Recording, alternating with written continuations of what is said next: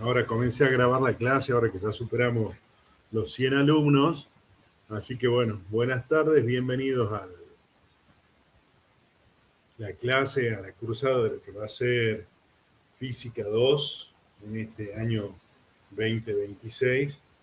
Lo que vamos a hacer es tratar de compartir algunos conceptos asociados sobre todo a lo que es electricidad, magnetismo como temas principales, pero también asociados, por ejemplo, a lo que va a ser las oscilaciones y las ondas como el fenómeno de transporte de energía, que nos va a servir para explicar el último tema, que es el de corriente alterna, y también que nos va a dar lugar para, en física 3, continuar estudiando algunos otros fenómenos ondulatorios que van a ser el sonido y las ondas electromagnéticas. Entonces, como les contaba, los que cursaron las teorías de física 1 conmigo, la física se va construyendo siempre sobre los conocimientos anteriores. Entonces, en ese marco es que esta semana le pedí a los docentes de las prácticas que hicieran un repaso de algunos de los conceptos básicos: fuerza, energía, momento, flujo, ¿sí? Cosas que son parte de lo que aprendimos en Física 1 el año pasado, los que cursaron anteriormente ya lo habían visto también, y de esa manera, sobre esos conocimientos, comenzar a mejorar y a aprender cosas nuevas, ¿sí? Pero antes de eso, lo que les voy a hacer es, voy a compartir la pantalla, les voy a pedir que si alguien tiene el micrófono, tenga la gentileza de comentarme cuando aparecen mensajes en el chat, porque yo no los puedo ver. Si hay alguna duda, consulta, ustedes me avisan y usando el micrófono y bueno, y se va haciendo más interactiva la clase. La clase, en principio, la asistencia es automática los días viernes. El registro de asistencia sale si ustedes estuvieron conectados durante el tiempo de la clase, y los días lunes hay también asistencia presencial. La idea es que vayan o el lunes o al viernes a la teoría, que son obligatorias, y den el presente de esa forma, ¿sí? Así que bueno, como les digo, ahora voy a compartir algunas mi pantalla para que ustedes, bueno, vayan viendo algunas cuestiones que tienen que ver con lo que es la organización administrativa, primero de lo que va a ser Física 2, y después de eso, habiendo entendido qué es lo que vamos a hacer, comenzamos en sí con el desarrollo de la clase teórica, con todo lo que nos toca. Así que bueno, espero que ustedes estén viendo ahora mi pantalla, eso debería ser así.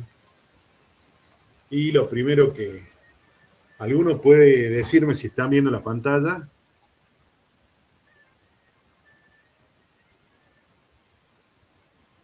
o por lo menos por el chat, si escriben, están viendo la pantalla, deberían estar viendo algo que dice horario de comisiones prácticas.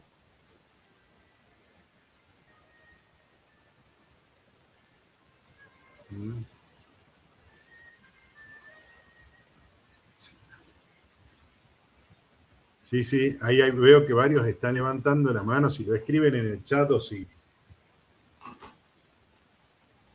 habilitan el micrófono.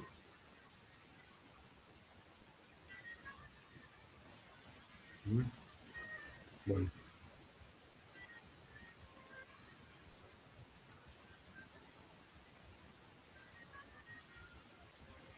Valentina Dottori, Tobías Constanzo, Ortega. Entiendo que todos me están diciendo que sí a levantar la mano. Como les digo, si escriben un mensaje en el chat es más fácil, ¿sí? Así que bueno, vamos con que están viendo las cosas, ¿sí? Bien. Sofía, ¿vos querías preguntar algo o es...?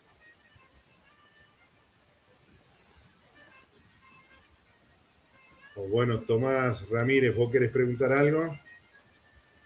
¿O es que estás viendo, como les digo, o habilitan el micrófono o escriben acá en el chat su consulta?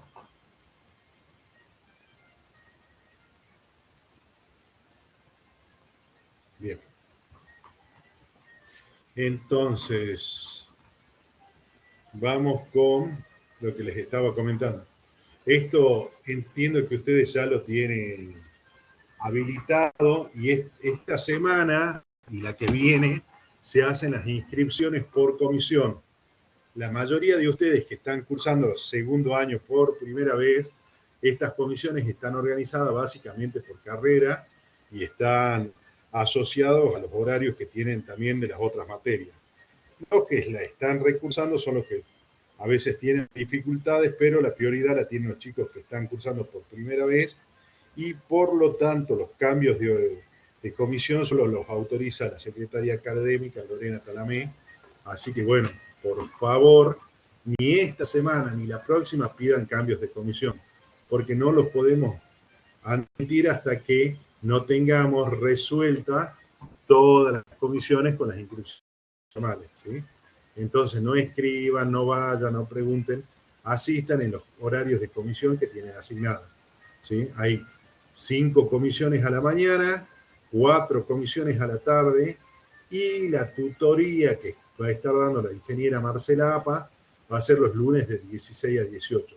Por favor, comiencen a acercarse desde el primer día a la tutoría para que de esa manera vayan aprovechando el tiempo y sacándose las consultas que les vayan surgiendo a lo largo de la cursada. Ir a la tutoría, la clase anterior, a los parciales, no tiene mucho sentido, ¿sí? La idea es que la aprovechen durante el tiempo de cursada normal, porque son 2 horas más, que se pueden aprovechar a las 2 horas, 10 minutos, lo que sea, para tener una instancia más de aprendizaje. En principio, la profesora Marcela Apa va a estar dando las primeras tutorías virtuales. La idea es que de ahí en más se hagan presenciales. Pero, como les digo, por favor, aprovechen. Y los horarios de comisión, de teoría son conmigo, los 2 horarios, los lunes de 8 a 10 presencial y los viernes de 18 a 20, de esta manera que vamos con algunas cuestiones. ¿Qué es lo que vamos a ver en Física 2? Como les decía, básicamente los temas que están asociados a electricidad, magnetismo y a oscilaciones y ondas mecánicas. Entonces, la primera unidad va a ser electrostática y campos eléctricos. Sobre esto vamos a charlar. Después vamos a charlar sobre el potencial eléctrico. La unidad 3 tiene que ver con las propiedades eléctricas de la materia y la capacidad, ¿sí? Esto es cómo se arman capacitores, no cómo se arman, vamos a entender conceptualmente los capacitores, corriente alterna y circuitos eléctricos. Esos son las 5 primeras unidades que entran en el primer parcial. De ahí, a partir de la unidad 6, lo que es magnetostática e interacción magnética, inducción electromagnética, oscilaciones y ondas mecánicas y corriente alterna, son las 4 unidades que entran para el segundo parcial. Sumado a eso vamos a tener 5 laboratorios. Uno de campo eléctrico, uno de ley de Ohm y asociación de resistencia y de fuentes en corriente continua, carga y descarga de capacitores, determinar la constante elástica de un resorte. Acuérdense, nosotros en física aún no hicimos la determinación de la constante resorte por el método estático, le cargábamos más y veíamos cuando se estiraban, y ahora lo vamos a poner en movimiento. Y uso de un osciloscopio. Este laboratorio de uso de osciloscopio es un laboratorio que es obligatorio, ¿sí?, para lo que es la cursada. Recuerden que este año, no sé si sabían, estamos en el proceso de acreditación y es muy probable que vengan pares evaluadores, van a charlar con ustedes, van a charlar con nosotros, les van a preguntar, ustedes hicieron el laboratorio, no, si hiciste tal o cual cosa, todo lo que declaramos se tiene que hacer. Hasta ahora en Física 2, al igual que en Física 1, se hacen todos los laboratorios y los 5 laboratorios son obligatorios como parte de la regularidad de la materia. Esto que es el programa de Física 2 está cargado en la página. Esto que era las comisiones y aulas está cargada en la página. Entonces, continuando con las cuestiones administrativas, vamos a ver lo que es la organización y el reglamento de Física 2. Así como les digo, no. Si tienen algo que consultar, o abren los micrófonos o escriban acá en el chat. Escriban acá en el chat, ¿viste? Las consultas, ¿sí? Ahí, Conrado Solís, Joaquín, ¿querés hacer alguna consulta? Bueno, si no hay consulta, bajo la mano.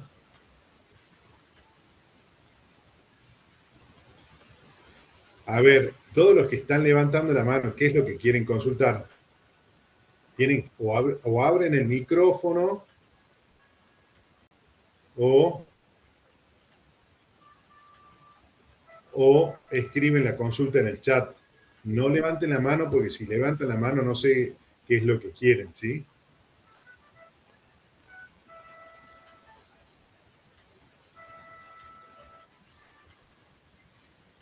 Bien. Así que bueno, bajen la mano y escriban las consultas en el chat para saber qué es lo que necesitan, ¿sí?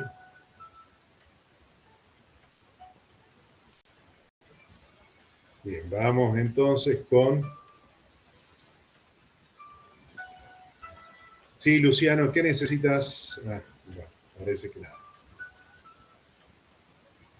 Entonces, ¿qué dice la organización y el reglamento? Como les digo esto, después lo leen ustedes con tranquilidad. Le damos la bienvenida a Física 2, están los horarios de las comisiones.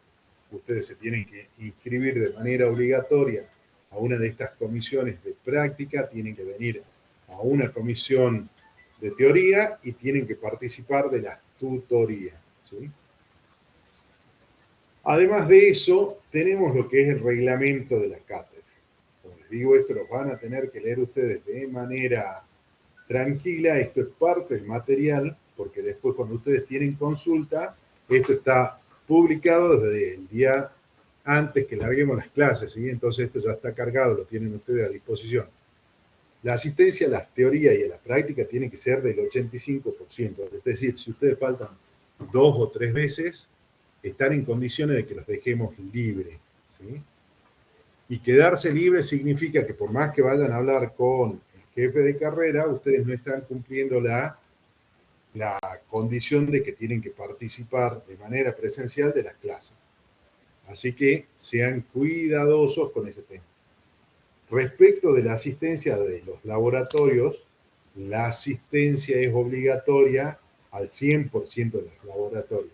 Es decir, tienen que venir y hacer los 5 laboratorios que están previstos. Sumado a eso, hay que hacer informes de laboratorio, como se venían haciendo en Física 1, por grupo, y en esos informes van a ser corregidos por sus jefes de comisiones de práctica.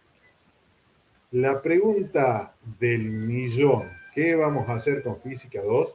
Física 2 decidí hacerla este año, o sea, o continuarla en realidad haciéndola promocional, a diferencia de lo que pasaba con Física 1, Física 2 la pueden promocionar. ¿Y qué es lo que tienen que hacer para promocionar Física 2? ¿Sí? Para promocionar Física 2 tienen que cumplir con la condición de asistencia, ¿sí? Además de cumplir con la condición de asistencia, el 85% de la teoría de la práctica y a todos los laboratorios, tienen además que cumplir esto. ¿Qué es? Tienen que tener una nota superior a 8. Si se sacan un 8 no les alcanza, tiene que ser más de 8, 8.50. ¿sí? 9 o 10 en los exámenes. Son 2 exámenes, así que se tienen que sacar más de 8. Profe, yo me saqué un 10 y un 8, ¿puedo promocionar? La verdad, siendo estrictos, no se podría. Después vemos el caso. Profe, yo me saqué 9 y 7, ¿puedo promocionar? Porque el promedio me da 8 y no, tiene que ser más de 8, ¿sí? Tienen que haber aprobado todos los temas del parcial. Como les digo, el parcial es por tema, son 5 temas para el primer parcial, 4 temas para el segundo, todos tienen que estar aprobados. Si ustedes no aprueban un tema, no pueden promocionar, ¿sí? Se sacaron un 8. Significa que hay un tema del primer parcial que no aprobaron, ¿sí? Se sacaron un 10 en el segundo, no promocionan, ¿sí? Y no pueden llevarse al global ningún tema. Estas son las condiciones de promoción. ¿Esto está claro? ¿Hay alguna duda? Porque esto es lo que definimos el día 1 y esto es lo que se va a cumplir, lo que ya venimos haciendo desde hace tiempo y viene dando resultados. Así que respecto de esto, ¿hay alguna consulta?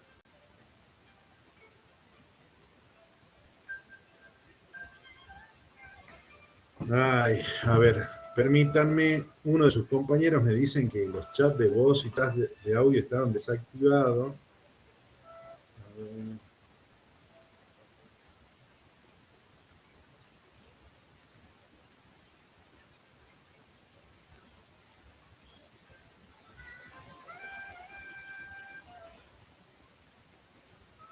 No entiendo por qué.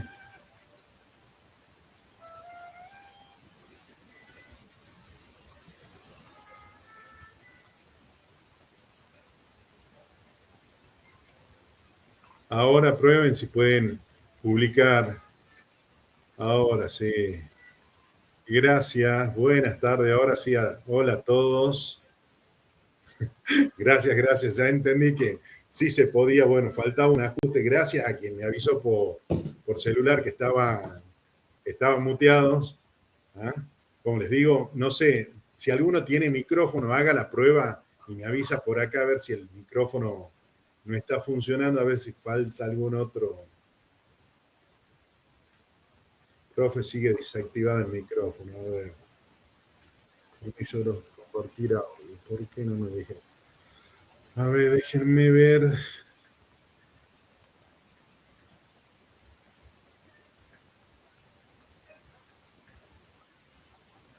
A ver.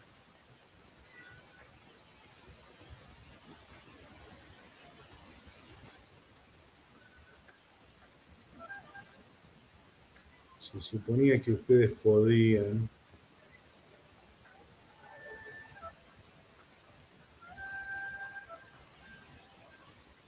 compartir también.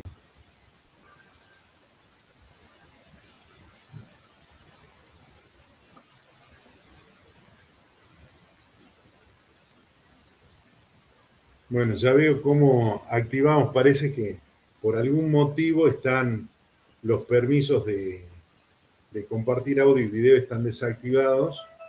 No me deje ahora activarlos, pero bueno, esto lo agregamos y lo arreglo para la próxima sesión. Sí, che, vení, pero justamente no sé por qué no les puedo habilitar el audio. ¿Ves? Este es el permiso de la sesión y estaba, ¿ves? No me deja. Ahora sí ya pueden publicar los mensajes, pero no. ¿Compartir audio, no? ¿Ves que están deshabilitadas las opciones esas? No sé qué pasó, pero bueno. ¿Y acá? También. ¿Idioma predeterminado? No, nada que ver, no. No sé, chico, ahora pasa. Bueno. Va a haber que ver eso después. Dale. Bueno, chicos, por ahora nos manejamos solo con el chat de ¿cómo se llama? Con el chat de escritura, ¿sí? La clase que viene ya arreglamos el tema del audio y que puedan interactuar con el micrófono. Bueno, así que volviendo a lo que estábamos, Entonces, respecto del tema de la promoción, está claro, sí o sí tienen que sacar más de 8 en cada parcial, tener aprobados todos los temas del parcial y aprobarlo en primera oportunidad, junto con la asistencia y la participación en los laboratorios. ¿Hay alguna duda o consulta respecto de cómo logran promocionar Física 2 este año? A ver, veamos qué pasa por aquí. Si eso está bien, buenísimo. Entonces, ¿la asistencia a la teoría virtual es obligatoria? Sí, señorita Ariana. Es lo que les dije. O van a la teoría presencial o participan de la virtual. Después de la clase, el sistema tira un listado donde dice cuánto tiempo estuvieron conectados, si entran y salen, si participan, ¿sí? Todo eso es una sábana que tira y con eso ya conformamos la asistencia de los viernes. Y los lunes hay que dar la teoría. ¿Sí? Claro, sí. Para la pregunta de Ramiro, de Franco, es o van a la presencial o van a la virtual, y los que quieren van a las dos, ¿sí? Pero por lo menos en una tienen que estar dando el presente. Ahora, ¿qué es lo que pasa? Si ustedes asisten a todas las asisten al 85% de las clases, hacen todos los laboratorios, pero aprueban alguno de los parciales o se van al global con algún tema, ¿qué es lo que van a pasar? ¿Qué es lo que va a ocurrir? Y en el global aprueban los temas que tenían pendientes, ustedes van a quedar regulares en Física 2. Quedar regular, ¿qué implica? Implica que ustedes tienen que, en las fechas de finales, anotarse para dar el final. Los alumnos que hayan promocionado tienen que anotarse y venir en la fecha del final que se anotan para que les registre la nota de la promoción en el acta de examen. Si ustedes no vienen, yo no sé si no vienen porque están ausentes o qué, ¿sí?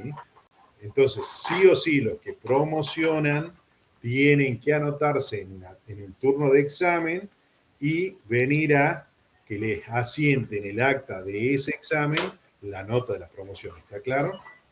Bien. Entonces, las instancias son o quedan regulares o quedan promocionados en la materia. La pregunta importante, ¿cuándo son los parciales? Los parciales van a ser el sábado 25 de abril el primer parcial, el sábado 6 de junio el segundo parcial y el sábado 13 de junio el global. ¿Sí?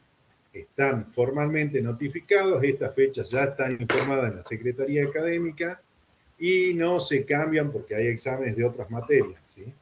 Lo único que puede llegar a variar, yo puse el horario de 8 a 10, que por la cantidad de alumnos que son, no me asignen todas las aulas, por lo cual me cambian el horario, pero las fechas son esas. Entonces, ahí Francisco dice qué pasa para los que promocionan Física 2 y deben el final de Física 1. Obviamente van a tener que aprobar primero Física 1 y después que aprueban Física 1 se anotan en el turno siguiente y vienen para que les asiente la nota de Física 2. ¿Sí? Y lo que pregunta Fernando, si se sacan 8 y 8 quedan regular. La condición es más de 8. ¿Y de dónde aparece esa condición? Porque, perdón, eso no se los dije. Ya se los conté en Física 1, hay algo que se llama Reglamento de Alumnos de la Universidad Católica, ahí está el link, ¿sí? Si ustedes abren ese link, los trae a esto, y acá está en el índice, en la parte 15, la promoción de la materia. ¿Qué tienen que hacer para promocionar las materias? Tienen que sacarse una nota superior a 8, ¿sí?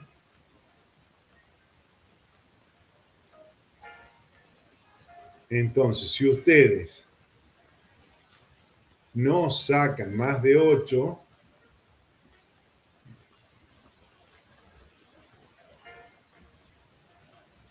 para obtener la aprobación de la asignatura por el régimen, deberá tener una calificación no inferior a 8 puntos. Es decir, tienen que sacar más de 8.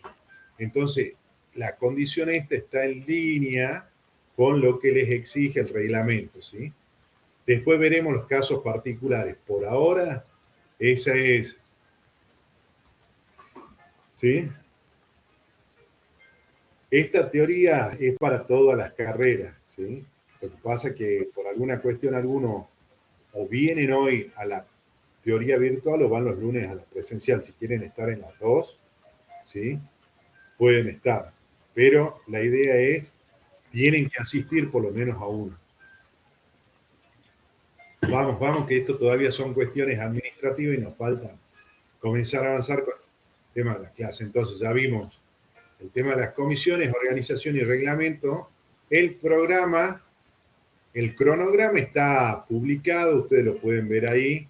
Como les digo siempre, fíjense, de principio a fin son 15 semanas. Son 15 semanas de clase. En estas 15 semanas tenemos que cubrir las 9 unidades. La idea es que una clase, clase y media teórica por unidad, tengo que yo poder avanzar para poder llegar de manera coherente. En el cronograma, estos colores duraznos significan feriado y yo tengo que cerrar las regularidades el día jueves 18 de junio. ¿Sí? Es decir, que si yo no les tomo acá el global, no tengo más chances. Si no les tomo acá el segundo parcial, no tengo más chances. Y fíjense todos los feriados que estamos teniendo. Entonces, a mí se me dificulta tremendamente poder cumplir y llegar con ustedes de manera normal para arrancar las clases, ¿sí? Este no era feriado del carnaval, ya voy a corregir ahí. ¿Sí? Nosotros estamos acá en este momento, en esta teoría, la primera semana, y vamos a estar trabajando temas de carga eléctrica, la ley de Coulomb, ¿sí? Y acá ya tienen comisión por comisión y día por día qué es lo que les va tocando hacer. Así que ustedes y los docentes tienen que tratar de seguir este calendario. Si ustedes se fijan, la semana del 23 y 24 de marzo, que ya tenemos 2 feriados, es decir, en 2 semanas, tenemos que comenzar a hacer los primeros laboratorios. Y después de esos feriados, tenemos los feriados jueves y viernes santo.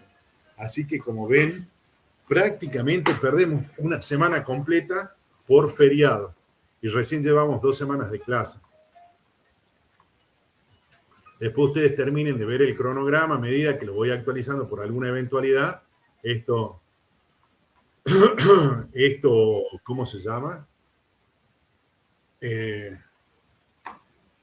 Esto que dice Amilcar, que cae el mismo día que tienen otro parcial de lenguaje 1, lo lamento, ya se los dije, el día de los parciales yo lo fijo con suficiente antelación y les aviso a todas las comisiones, a todas las autoridades, y los días de parciales son estos que están publicados acá. Tranquilamente pueden rendir 2 parciales, ¿sí? O ustedes priorizarán lo que quieran, la materia que quieran. Eso sí, pueden no rendir el primer parcial y venir después al global. Si aprueban todos los temas, la tienen regular, y si no, pero esa es una definición que tienen que tomar ustedes, chicos, ¿sí? Entonces, ya vimos el cronograma, después vean un poco, como les digo, para llegar al domingo, al sábado 25 de abril, que es el primer parcial, vamos a estar un poco exigidos, hay que hacer 2 laboratorios y tenemos que tener resueltos 5 TP. Y un tema más, que esto después les pido que ustedes lo lean con tranquilidad, se llama la planificación, el documento de planificación física 2 por competencias 2026. ¿Qué tiene este documento? Tiene la forma en que, por qué estudian física 2, qué es lo que se ve, y básicamente, ya llegamos a una parte que se llama los resultados del aprendizaje, estas 3 hojas que están apaisadas, que son cómo los vamos a evaluar y qué le vamos a evaluar a ustedes durante la cursada de Física 2. Entonces, nosotros queremos que ustedes, el resultado de lo que tienen que hacer en Física 2 es que aprendan a reconocer los componentes básicos de un circuito o sistema eléctrico con el fin de entender cómo y por qué ocurren ciertos comportamientos eléctricos expresados en las unidades normadas por ley. Si ustedes se acuerdan, en Física 1 la primera clase fue el Sistema Internacional de Unidades y el Sistema Métrico Legal Argentino, que es la forma en la que, mediante una ley, el Congreso de la Nación definió cómo se mide en Argentina, ¿sí? Entonces ustedes tienen que poder aplicar. Para eso tienen que reconocer qué es una fuente de fuerza electromotriz, una resistencia, un capacitor. Este va a ser los criterios de evaluación en la mediación pedagógica, de qué forma ustedes van a aprenderlo, qué cosas necesitamos que sepan conocer, que sepan hacer y que sepan ser, cuáles son las técnicas de evaluación y cuáles van a ser los instrumentos de evaluación para los 3 resultados de aprendizaje que esperamos en Física 2. Este es el primer resultado. El segundo es analizar la interacción de los fenómenos magnéticos en circuitos eléctricos para la producción eficiente de energía, considerando las leyes fundamentales de la magnetostática y la inducción electromagnética, así como las aplicaciones prácticas en conductores y bobinas. Y el tercer resultado de aprendizaje es analizar la relación entre las variaciones periódicas de los movimientos, el tiempo y el medio material en el que se desarrollan, para predecir situaciones futuras de las variables relevantes como posición, velocidad y aceleración. Esas son las 3 cosas que vamos a esperar que ustedes aprendan, que ustedes desarrollen habilidades por haber pasado y transitado por Física 2. Ahí, como les digo, la recomendación, esto lo tienen que leer ustedes. Si tienen dudas, después nos preguntan a los docentes prácticas. Yo tengo que avanzar ahora sí o sí con la teoría. Y la teoría va a estar basada, como pasó igual que el curso anterior, con el libro de C.R. Szymanski, Física Universitaria, sobre todo el volumen 2, pero también con algunas cosas del volumen 1. El volumen 2, si me permiten,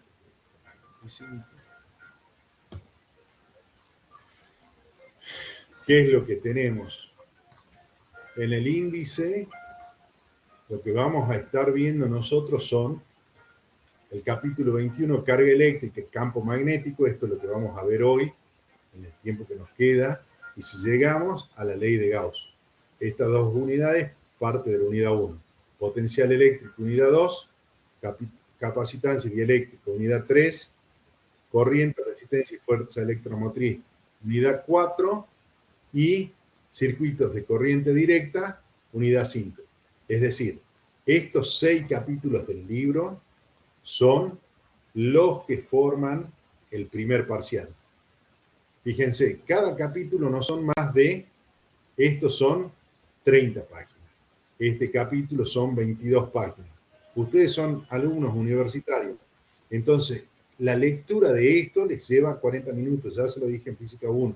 Fíjense, 40, 6 por 4, 24, 240 minutos. O sea, si leen todo esto de corrido en 4 horas con 3 termos de mate y un paquete de galletita, leen todas las unidades en una tarde de sábado. No les pido que hagan eso, pero sí, por favor, todas las semanas vayan leyendo las unidades completas. Este libro es muy ameno, ¿sí?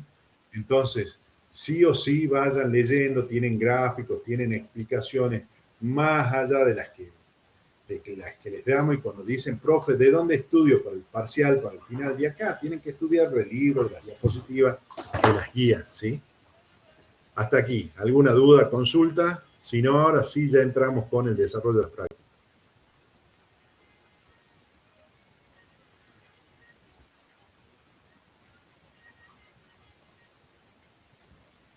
Ya la explicación de qué pasa con las teorías, y es de lunes, viernes, las asistencias, está grabada. Vean de nuevo el inicio de la clase. El libro no está en la plataforma porque este es un libro que lo conseguí yo de manera virtual. Si la universidad compra los libros, ¿cómo se llama? La licencia, sí se puede subir a la plataforma. Si lo buscan, los consiguen, ¿sí? Bien. Bueno. Entonces, del capítulo 21 al 26, y ahora sí, comenzamos con la presentación de lo que es electrostática y campos eléctricos, ¿sí? Ahí ven algo que es muy divertido, nosotros los tenemos acá, pero bueno, tengo que ponerlo de nuevo en funcionamiento. Este es un generador de Van der Graaf, ¿sí? Seguramente a los que les gusta Mr. Bean habrán visto algún capítulo donde Mr. Bean anda haciendo de las suyas y se le paran los pelos, qué sé yo, por tocar una esfera metálica. Ese es un generador de Van der Graaf y lo que produce es carga electrostática. Y jugar un poco con esto es bastante divertido. Voy a tratar de hacer alguna experiencia un día en la práctica, en la teoría presencial, pero no podemos hacer muchas cosas, no podemos jugar mucho porque tengo solo 2 horas. Entonces, ¿qué es lo que ocurre? Lo que ocurre es, y esto se lo mostré creo también en Física 1, ustedes están muy convencidos de que la física es una charla. Ustedes pueden venir, me cuentan, explican los fenómenos y habitualmente eso es así. El relato fenomenológico ustedes lo hacen. Su problema está con lo que trae implícita la física, es decir, dentro de este caballo de Troya, que es la física, ¿qué es lo que hay? La matemática. Y ustedes habitualmente tienen problemas con la matemática, ¿sí?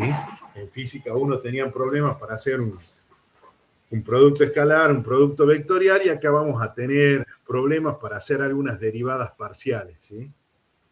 Yo voy a necesitar, no es que vamos a hacer física 2 de manera diferencial, como se podría hacer, pero yo necesito que ustedes el concepto de gradiente lo entiendan, ¿sí? El gradiente que es una variación en cada uno de los ejes, no es más que eso, y eso cómo se traduce matemáticamente en una derivada parcial. Eso ya lo vamos a ver cuando lleguemos a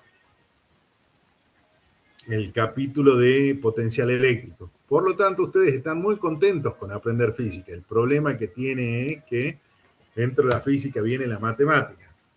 Y el otro problema que tienen es cuando consultan la IA, ¿sí? Esto sí o sí se los tengo que decir, hay un nuevo reglamento para los que copian, no sé si recuerdan el parcial del año pasado, fue tremendo, y sobre todo cuando usan IA, ¿sí? Porque la IA en algunos puntos todavía está aprendiendo. Y esa imagen es más que elocuente de lo que a veces pasa cuando hacen una consulta a la IA y no tienen la plena certeza de que la respuesta que les está dando la IA sea la correcta, ¿sí? Habiendo dicho esto, ahora sí, vamos con la carga eléctrica. ¿Quiénes descubrieron los fenómenos eléctricos? Los fenómenos eléctricos los descubren los griegos 600 años antes de Cristo. ¿Y de qué manera lo descubren? Lo descubren porque se daban cuenta que cuando frotaban pieles con algunos materiales ocurrían ciertos efectos. Algunos podían ser esto, algo similar a lo que pasaba con esos chicos que tenían los pelos parados, ¿sí? O se desprendían chispas, sobre todo en la noche, y que eran más visibles cuando habían ocurrido algunos frotamientos, digamos. Entonces, en base a esa observación se comenzó a plantear esta idea de que existía algo que se llama electricidad. ¿Cómo es el fenómeno eléctrico? Lo vamos a ir descubriendo a lo largo de las unidades. Por ahora vamos a tratar de descubrir o explicar algo que es lo que produce el fenómeno eléctrico. Y el fenómeno eléctrico está asociado a una propiedad de la materia que se llama la carga eléctrica, ¿sí? La pregunta metafísica de por qué es así no la podemos responder en esta clase, en este curso. ¿Por qué el positivo, la carga eléctrica positiva atrae a la carga eléctrica negativa? No la podemos responder, ¿sí? Porque Dios lo dispuso, porque fue la creación, porque forma parte del Big Bang, ¿sí? Eso no sabemos, no tenemos una respuesta. Lo que sí tenemos es un modelo matemático que hace y explica una teoría consolidada cómo, cómo funciona la naturaleza, es lo bastante satisfactoria, está lo suficientemente demostrada y con eso para nosotros en física nos alcanza. ¿Está?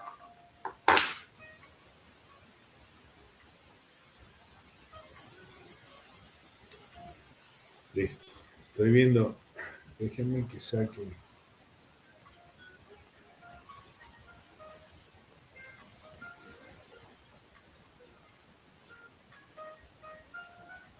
Se supone que ustedes pueden seguir escribiendo en el chat por más que haya sacado eso. A ver, ¿alguno mande un mensaje en el chat por las dudas? Listo, gracias. Bien. Entonces, ¿qué era lo que se observaba? O, digamos, esto hace 600 años antes de Cristo comenzó a observarse ese fenómeno.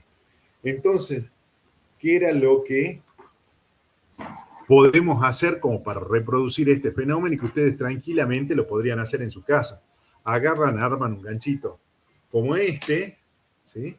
¿Y qué es lo que tendrían que hacer? Lo que tendrían que hacer es, en ese ganchito, colgar dos varillas de plástico, ¿sí? Una varilla de plástico está en un ganchito y la otra varilla lo que tienen que hacer es frotarla, por ejemplo, sobre una piel peluda. Si tienen un pedazo de un pellón de oveja, lo que sea, el pelo, lo frotan y cuando acercan la varilla que fue frotada a la otra varilla que estaba en el soporte, ¿qué es lo que se observa? Que las varillas, esta que se puede mover, que está en el soporte, es como que se aleja de esta otra.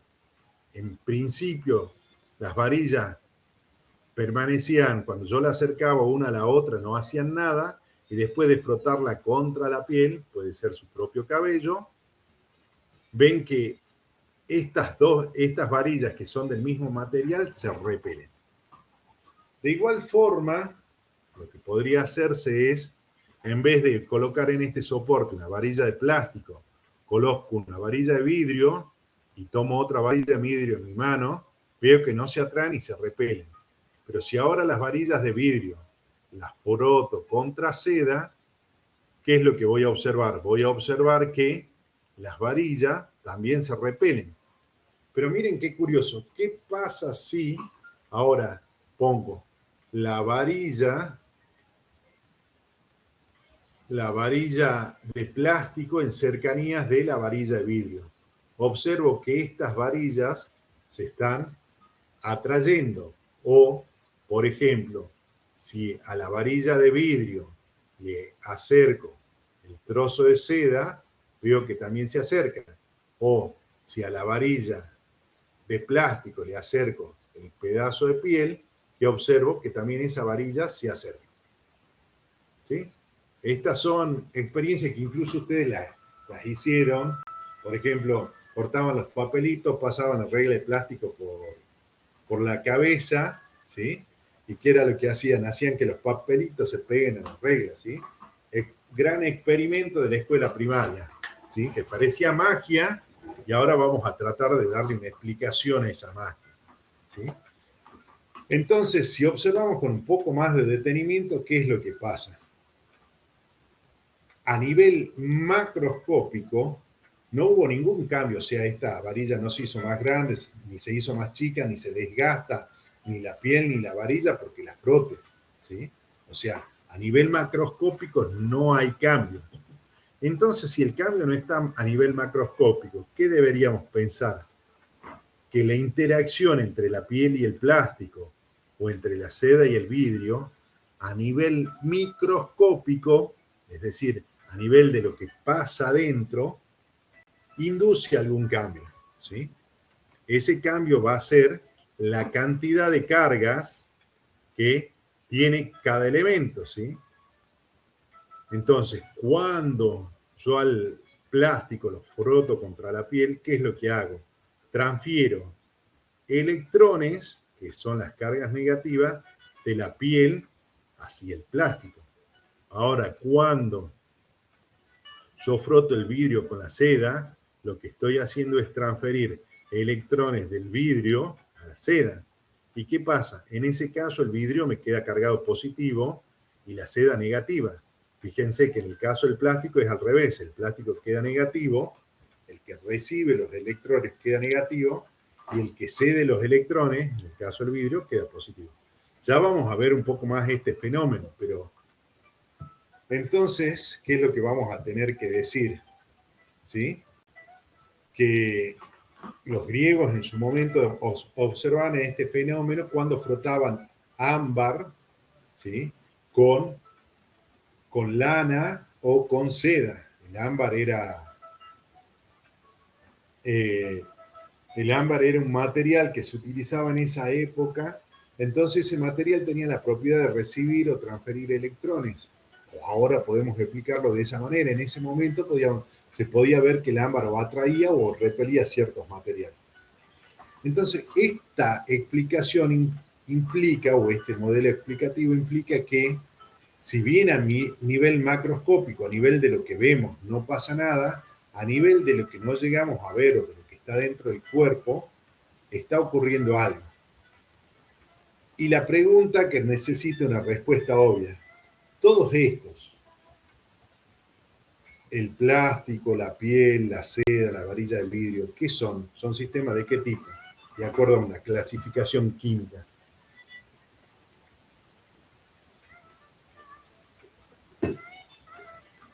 Pueden escribir en el chat. ¿Qué tipo de sistemas? ¿Cómo se llaman esos? ¿Sistemas qué?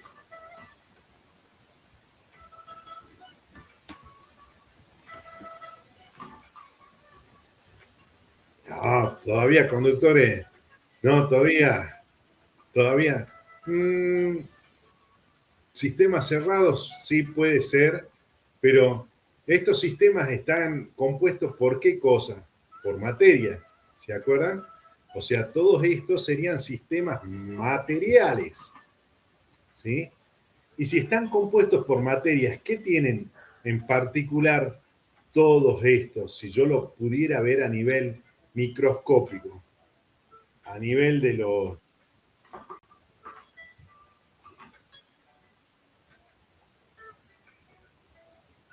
átomos, muy bien, Ezequiel. Joaquín, esa es la idea. Entonces, la idea es que todos estos sistemas que nosotros llamamos sistemas materiales están compuestos por átomos. Entonces, como les decía, la estructura macroscópica no cambia, pero a nivel microscópico, a nivel atómico, comienzan a haber algunos cambios. Entonces, déjenme que me ponga en modo estudiante para que ustedes vean vean en mi pantalla lo que. Entonces, cuando entren, fíjense que la materia va a estar ordenada así por solapas. Estas que están sombreadas o menos resaltadas son las que todavía no están habilitadas. Y si entran a la solapa de electrostática y campos eléctricos, van a tener placas tema 1, que son la teoría que estamos viendo ahora, electrostática y campos 2026, esto es la guía de trabajos prácticos, y hay un enlace que dice nunca tocaste a nadie. No sé si ustedes lo conocen, a Neil deGrasse Tyson, que es un físico notable de Estados Unidos que siguió un poco con el programa y la idea de Cosmos, que era de un gran astrofísico, que era Carl Sagan, divulgador científico. O sea, no era gente que les contaba en el lenguaje que entendían las cosas, sino que además de hacer eso, ellos eran físicos que dominaban la materia y ese dominio les podía explicar de manera sencilla qué es lo que pasaba, ¿sí? Entonces, fíjense, yo ahora se los muestro, pero la idea es que cuando vean estas cosas más allá de las diapositivas de teoría y la guía de trabajos prácticos, entren a estas cuestiones. Estas aplicaciones de la electrostática la mayoría de ustedes preguntan, ¿y esto para qué nos sirve? Acá tienen una aplicación, cómo limpiar paneles solares, ¿sí? Aplicando electrostática. Y esta de nunca tocaste a nadie, es un videíto donde tiene una serie de animaciones tiene el audio, todo, ahora no lo vamos a ver, donde lo que comienza a explicar es, en realidad, esta idea de la repulsión electrostática y de las cargas eléctricas. La idea de estas cuestiones es hacer más ameno lo que estamos entendiendo, lo que estamos aprendiendo. Por eso les digo, por favor, vean los videos, lean las lecturas. Ustedes me van a decir, profe, tengo un montón de cosas para leer. Sí, son 3 hojas, ¿sí? Así que sumen un poco más de conocimiento del estrictamente necesario. A veces, parte de los ejercicios o las preguntas que se arman para los parciales vienen del material que está en la plataforma. Esto forma parte de ese material. Entonces, ¿qué es lo que podemos decir? Que los materiales están compuestos por cargas eléctricas que van a ser positivas y negativas. Entonces, gracias a los experimentos que hacía Benjamin Franklin, ¿qué se pudo determinar? Que en la naturaleza existen solamente 2 tipos de cargas. Cargas positivas y cargas negativas. La pregunta es, ¿todos los sistemas materiales están constituidos por átomos? Sí, no. Todos los sistemas, bien, todos los sistemas están constituidos por átomos. Entonces, ¿cómo puede ser que si todos los sistemas materiales están constituidos por átomos, existan algunos átomos que presentan cargas positivas o algunas sustancias que presentan cargas negativas, otras que presentan carga positiva y otros que no presentan carga? ¿Tienen idea cómo podríamos explicar eso? Sobre todo el tema es, ¿los que no tienen carga significa que efectivamente no tienen carga o puede que exista alguna otra cuestión? Por la estructura molecular, dice Antonio, pero si estamos diciendo que todos los sistemas materiales tienen átomos en su constitución, y después vamos a entrar un poco en el detalle de la estructura del átomo, porque ustedes algo de esto lo vieron en química. El átomo tenía en su núcleo un protón que tenía carga positiva, un neutrón que el protón tenía carga positiva y masa, el neutrón tiene no tiene carga eléctrica neutra y tiene masa, y a la vuelta está, exacto, un átomo neutro, y a la vuelta están los electrones. Pero en definitiva tengo cargas positivas y negativas dentro de un átomo, ¿y cómo puedo hacer que el átomo sea neutro? Eléctricamente neutro, esa es la condición. ¿Cómo puedo lograr que un átomo sea eléctricamente neutro? Si estaría en álgebra, diría tengo que hacer una suma algebraica de ¿qué?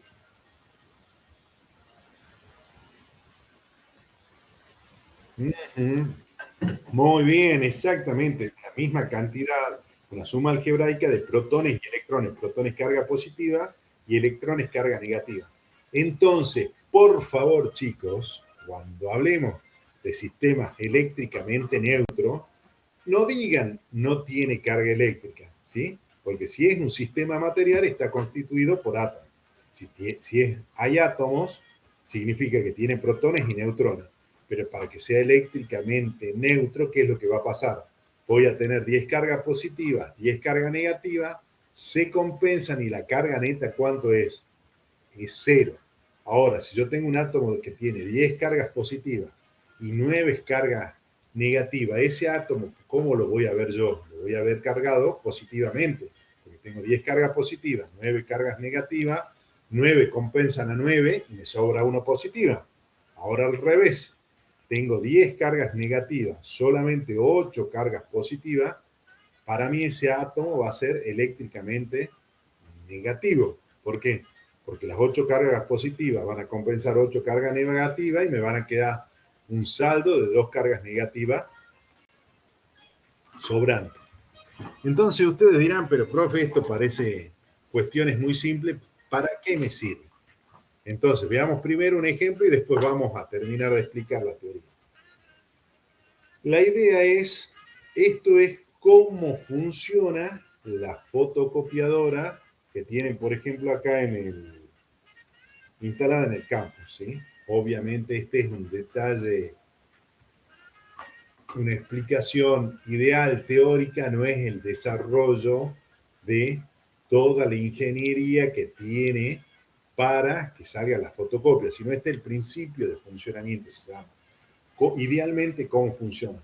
Después, si tengo que poner un engranaje que esté calculando la velocidad de esas partes, no las desarrollamos, la mecánica no. Solo vamos a aplicar los conceptos de electrostáticas para explicar el fenómeno de la fotocopiadora, ¿sí?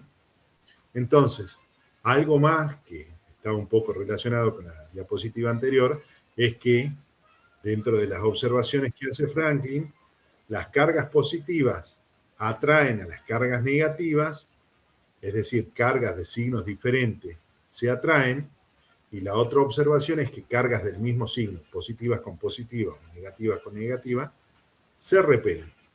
Entonces, tratando de juntar todas estas ideas, vamos a ver cómo funciona una máquina fotocopiadora. Lo primero que hace la máquina fotocopiadora es, sobre este tambor, que es un tambor metálico y que tiene la posibilidad de recibir o cargas positivas o cargas negativas, ¿sí? ¿Qué es lo que hace ese tambor metálico? ¿Qué es lo que hace? A este tambor metálico, en la cercanía va a haber un conductor que, ¿qué es lo que va a hacer? Va a cargar una zona del tambor con carga positiva, ¿sí? Con lo cual, en un primer instante, este tambor va a tener una línea, si quieren, de carga positiva. ¿Qué es lo que va a pasar? En segundo lugar, el rayo láser lo que va a hacer es ir depositando en ciertos lugares cargas negativas, ¿sí? Entonces, ¿qué es lo que voy a hacer? Voy a tener en el tambor algunos sitios con cargas positivas y otras con carga negativa. Entonces, ¿cuál es el tercer paso? El tercer paso es tener un tambor que tiene tóner con una tinta que está cargada con cargas positivas. Entonces, esta tinta que tiene carga positiva, ¿a quién va a buscar? Va a buscar a las cargas negativas del tambor y se va a pegar. Y la pregunta es, ¿algunas veces les pasó que fueron a la fotocopiadora, le dieron una fotocopia y parecía más que una fotocopia, una hoja del libro de Harry Potter? Porque agarraban así la hoja, la mueven un poquito y se le desprende toda la tinta. No sé si les pasó alguna vez o lo observaron, pero eso no es la magia de Harry Potter. Eso es que este proceso no había terminado, porque hasta acá, ¿qué es lo que está pasando? Estoy uniendo electrostáticamente la tinta negativa al tambor positivo, ¿sí? ¿Qué es lo que pasa? Esa tinta viaja pegada al tambor y cuando pasa por la hoja, que la hoja está cargada negativamente, esa tinta se transfiere a la hoja. Pero en realidad sería en este punto, a la salida de la fotocopiadora, ustedes tienen la tinta pegada a la hoja. Pero si la levantan, esa tinta se desprende. ¿Por qué? Porque está adherida solamente por una adhesión electrostática. ¿Cuál es el paso final? Y que de hecho ustedes cuando agarran una hoja de fotocopiador está caliente, que unos rodillos térmicos pasan por arriba de la hoja de papel, calientan la tinta y por termoadhesión, por un proceso de transferencia de calor, fijan esa tinta definitivamente a la hoja. Entonces, cuando les dan la fotocopia recién salida, ¿qué es lo que pasa? En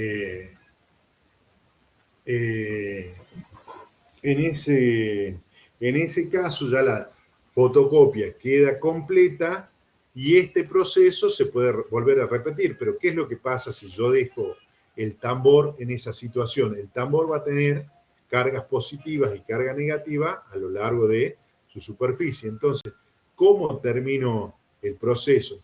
Tengo un lugar donde tanto las cargas positivas como las cargas negativas, y esto se llama una lámpara de descarga, circulan y vuelven a dejar el tambor limpio, es decir, eléctricamente neutro, para comenzar nuevamente otro ciclo de fotocopiado.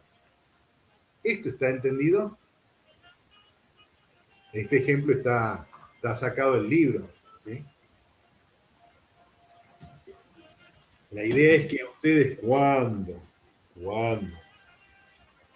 lean el libro, cuando hagan los ejercicios, cuando puedan explicar situaciones similares a estas, ¿sí? Que les podamos poner en parcial. Por ejemplo, entonces les ponía un filtro electrostático y les pido que expliquen desde el modelo de carga eléctrica cómo funciona el filtro electrostático. Y el filtro tiene puestos los signos más, los signos menos, los aparatitos, y ustedes tienen que contarme. Yo no les pido que sean especialistas en filtración electrostática, yo les pido que apliquen las cuestiones que estamos aprendiendo a una situación de la vida real. ¿Sí? ¿Alguna duda, consulta hasta acá? Cuando baja la tinta, vamos de nuevo a Araceli. Entonces Araceli pedía que expliquemos de nuevo acá cuando baja la tinta. Entonces, hacemos una explicación de nuevo rápida. Esto es solo un ejemplo, está también explicado en el libro, pero el proceso comienza con un tambor que es eléctricamente neutro y hay un conductor que, ¿qué es lo que hace? Deposita cargas positivas. El rayo láser es el que escribe la información, pero este rayo láser, ¿qué es lo que hace? Deposita cargas negativas. Entonces, cuando avanza el tambor, hay un depósito de tóner, que es la tinta, pero esa tinta tiene carga eléctrica positiva. Entonces, ¿qué va a hacer? La carga eléctrica positiva de la tinta se va a unir a la carga eléctrica negativa del tambor, pero como positivo y positivo se repelen, donde el tambor tenga carga eléctrica positiva, no se va a pegar la tinta. Hasta ahí, ¿qué es lo que pasa? Esa tinta va a seguir adherida de manera electrostática al tambor hasta llegar al papel. ¿Y cómo es que pasa del tambor al papel?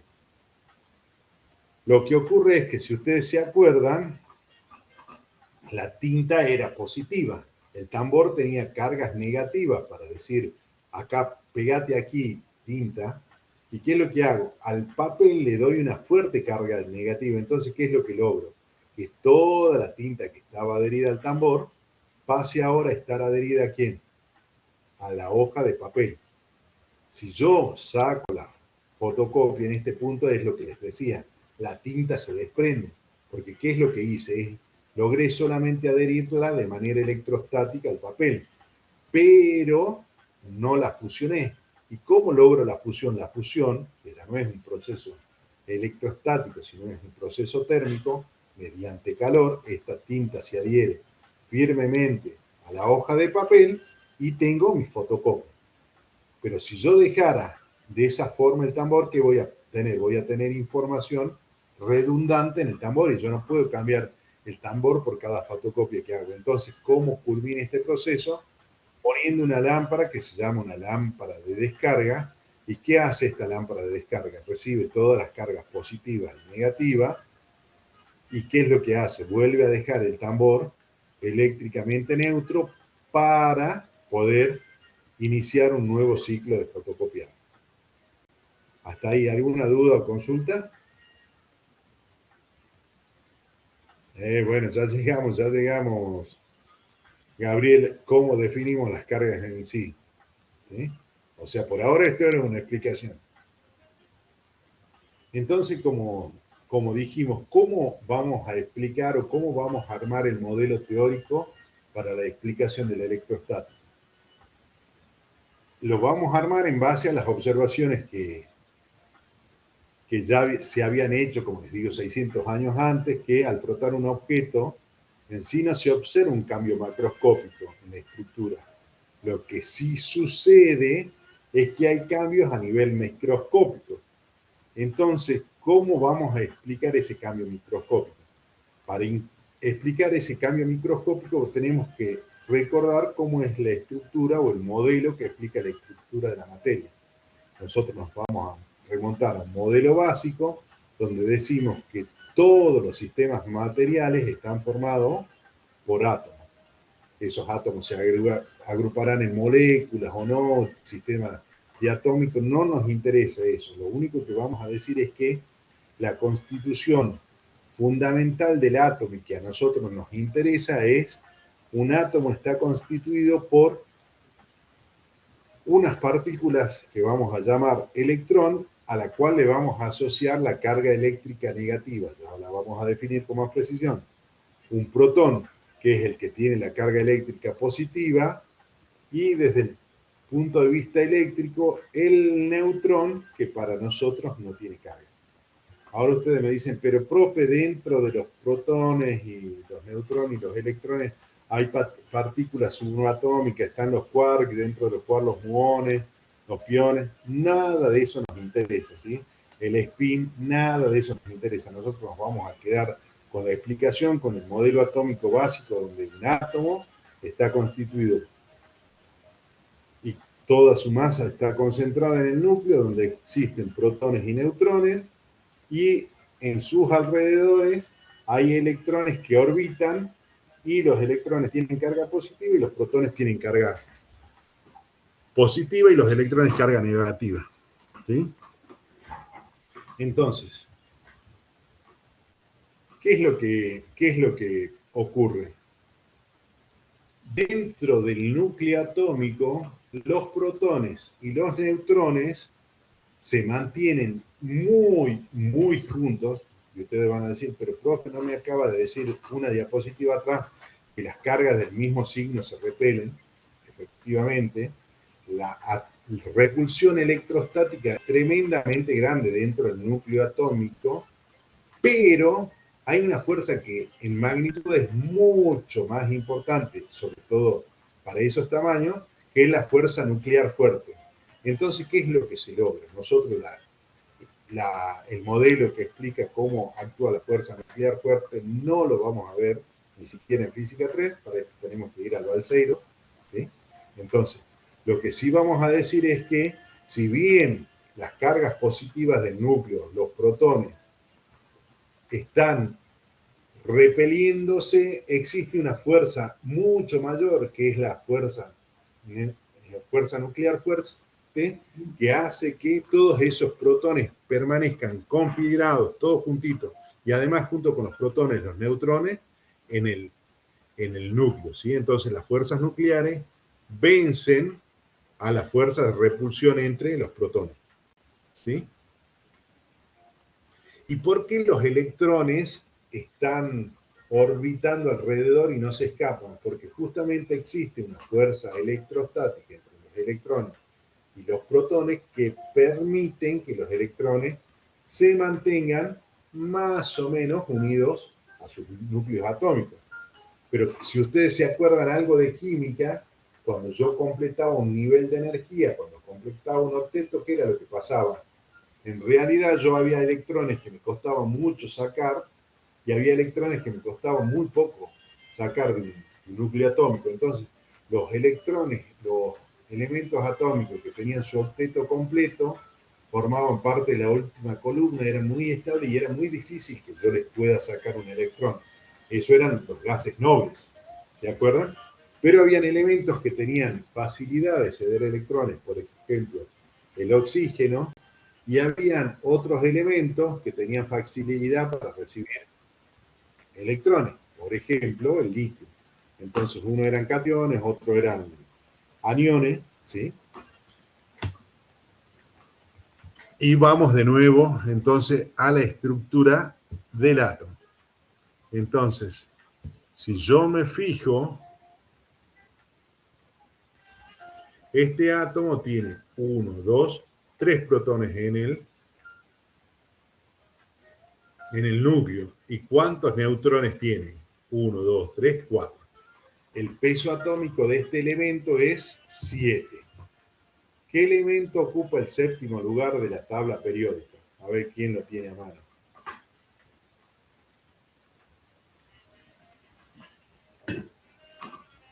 Si yo les digo, la minería en Salto últimamente se está dedicando al oro blanco, ¿a qué estoy haciendo referencia?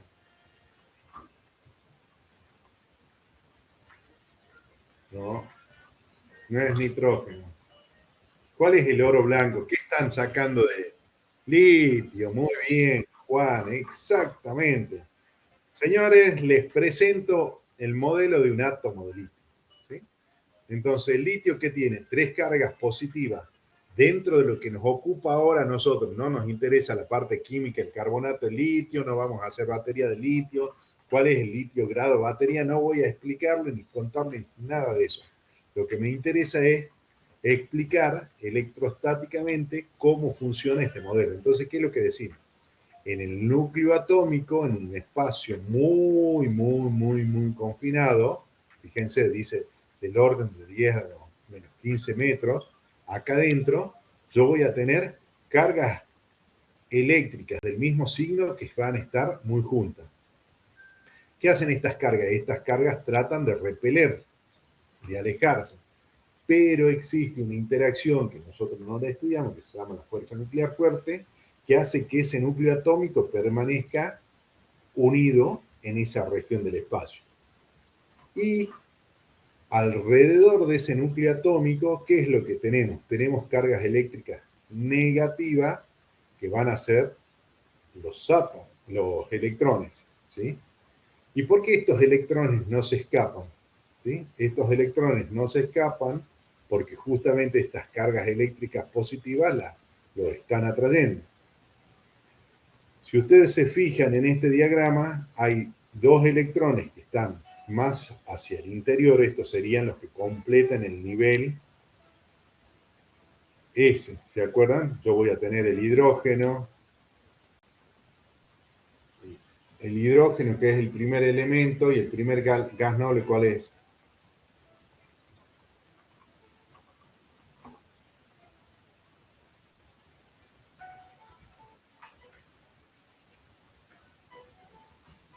A ver qué me dicen.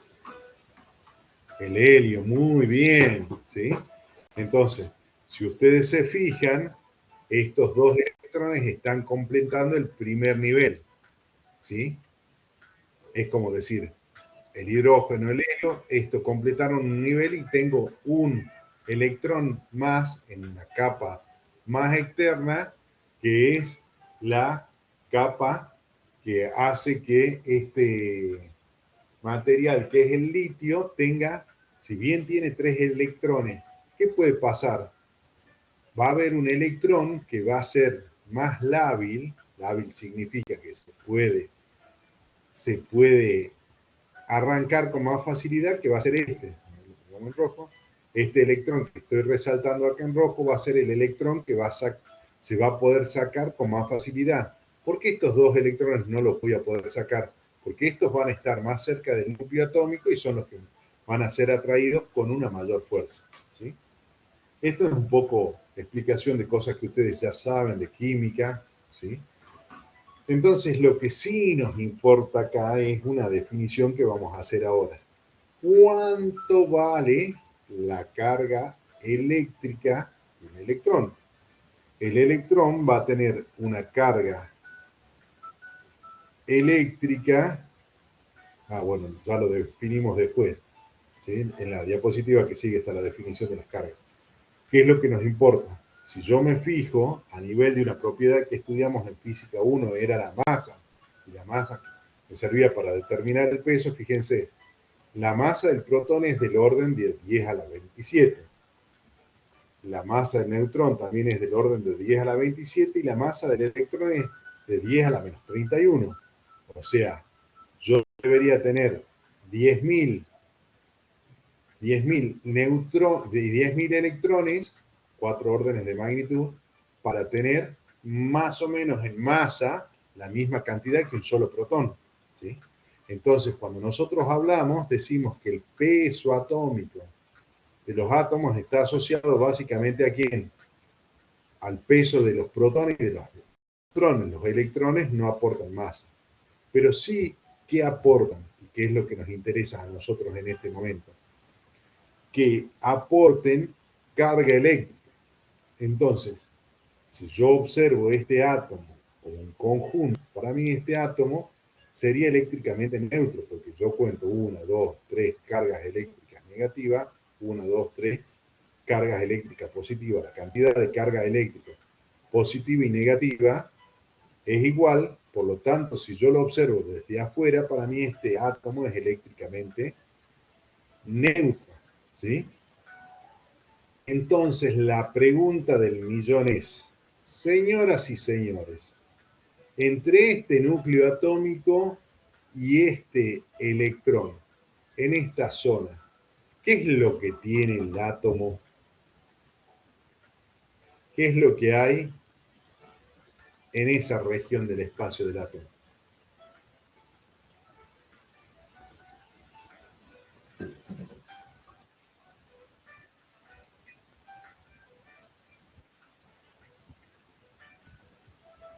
Lo que tienen es vacío. Muy bien, muy bien. Y esto, ojo, ahí hagamos una aclaración, Araceli, ¿sí? Nosotros no decimos que no hay nada, lo que hay es vacío, ¿sí? El cerebro humano tiene un miedo tremendo a la existencia de la nada. Entonces, en vez de decir nada, nosotros decimos vacío. ¿Qué significa vacío? Que no hay ningún sistema material. Ustedes son demasiado jóvenes, pero hay una película que trata de todo esto. Se llama La historia sin fin. Y el malvado de la historia, no es que les estoy haciendo un spoiler, pero era la vacuidad, el vacío, ¿sí? Entonces, la idea es, ojo con eso, no es que no existe nada. De hecho, lo que existe es nada, no hay nada acá. Lo que nosotros decimos es que en toda esta región el átomo está vacío. Entonces, materialmente, ¿qué es lo que va a pasar? Si yo quiero, recordando la primera diapositiva, transferir carga de un material a otro, ¿qué es lo que voy a poder hacer? Si yo a un material le arranco electrones, ¿sí? Este material queda cargado positivamente, porque tengo dos cargas negativas, tres cargas positivas para mí. Si yo quito electrones, esto se transforma en un ion positivo. De la misma forma, si lo que yo quito son cargas positivas, este elemento queda cargado eléctricamente con cargas negativas. Para mí ese va a ser un ion negativo, ¿sí? Entonces la estrategia para hacer que un sistema material cambie de carga, que es o agregar cargas positivas o agregar carga negativa, ¿sí? Entonces, de esa forma yo puedo tener iones positivos o iones negativos de acuerdo a lo que estamos viendo en esta teoría. Entonces, tratando de armar el modelo teórico que explique lo que vimos, ¿qué es lo que vamos a decir? Que si yo sumo todas las cargas eléctricas que tiene un sistema material cerrado, tiene que ser cerrado, es constante. ¿Qué vamos a entender por sistema material cerrado? Para mí, el sistema, la piel y el plástico, o la seda y el vidrio. Si yo cuento las cargas de todo este sistema, la carga neta era cero. Ojo, en este sistema cerrado. Pero ¿qué es lo que pasa?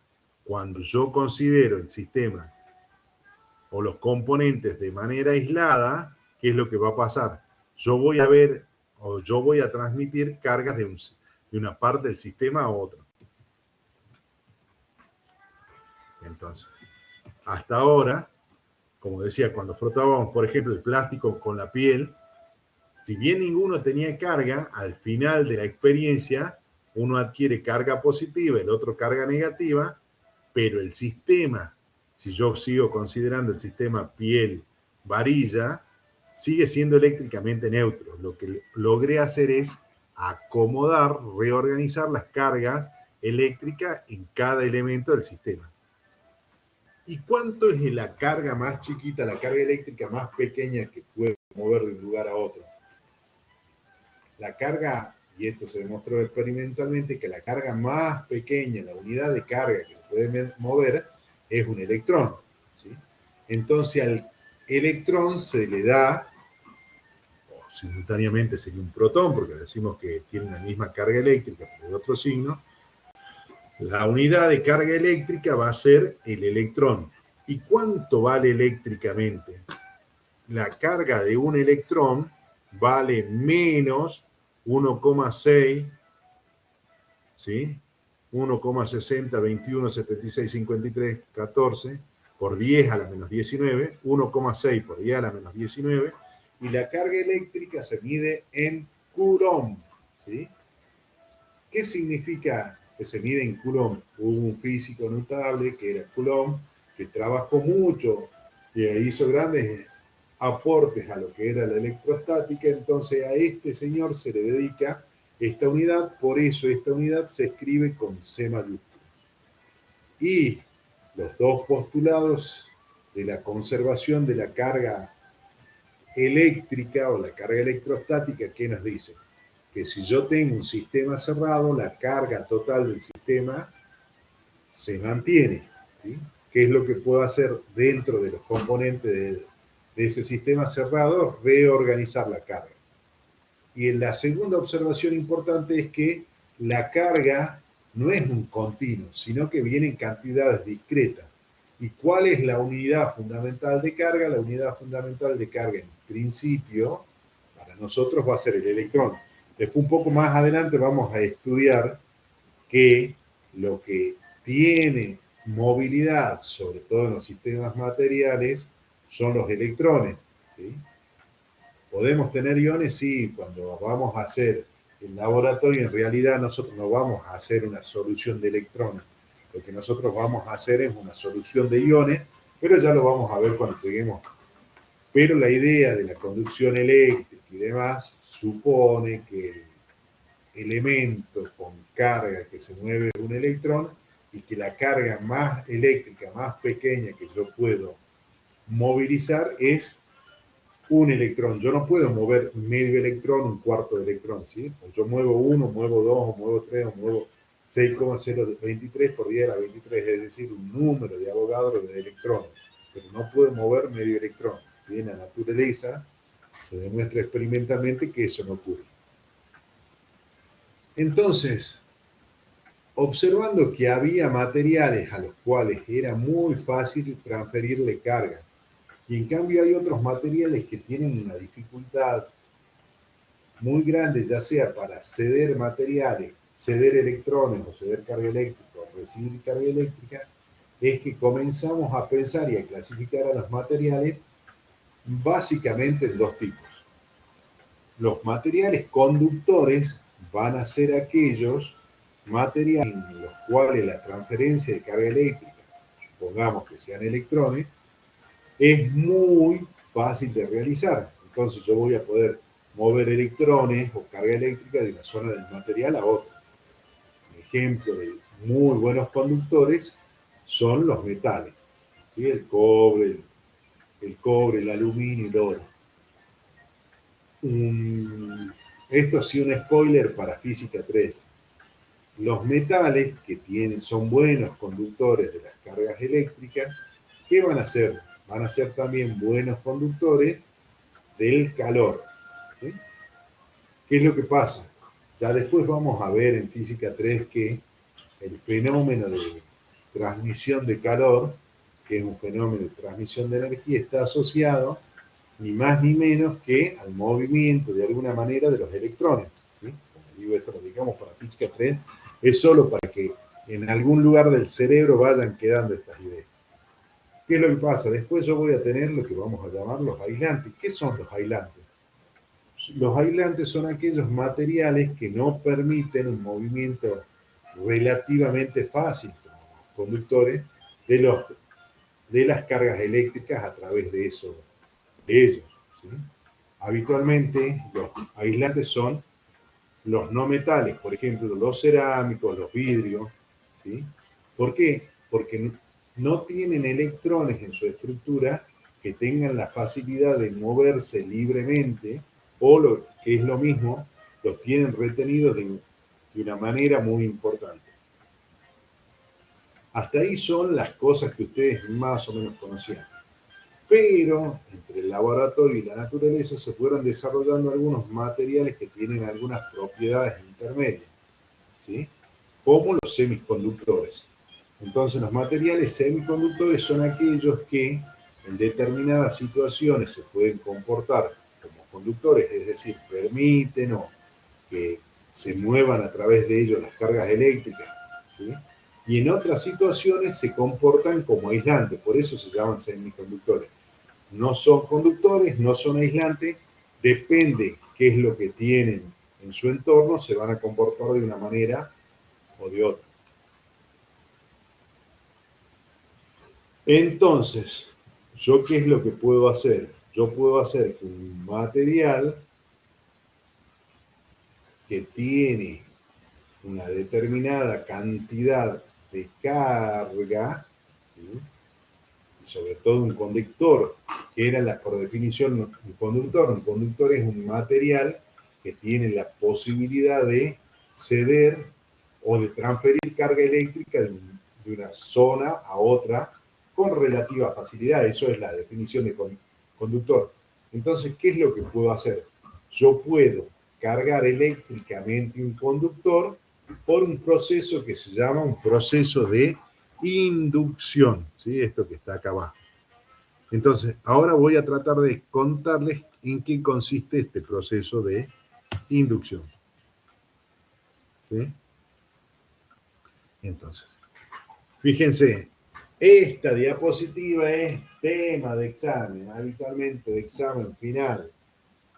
¿Sí? Queda grabado, yo se los digo, y ustedes después, uy, profe, pero eso ¿dónde estaba? Están en las diapositivas, está en el libro, ¿sí? Entonces, explique el fenómeno de carga de un conductor por el proceso de inducción. ¿Sí? Lo que les voy a contar ahora es cómo se carga eléctricamente un inductor, cómo se carga eléctricamente un material conductor a través de lo que llamamos carga eléctrica inducida. Entonces, yo tengo esta esfera metálica que es conductora. Inicialmente, yo supongo que esa esfera está con una carga neutra. ¿Qué significa que esa esfera es eléctricamente neutra? Los leo. ¿Qué significa que el estado inicial de ese material conductor sea eléctricamente neutro?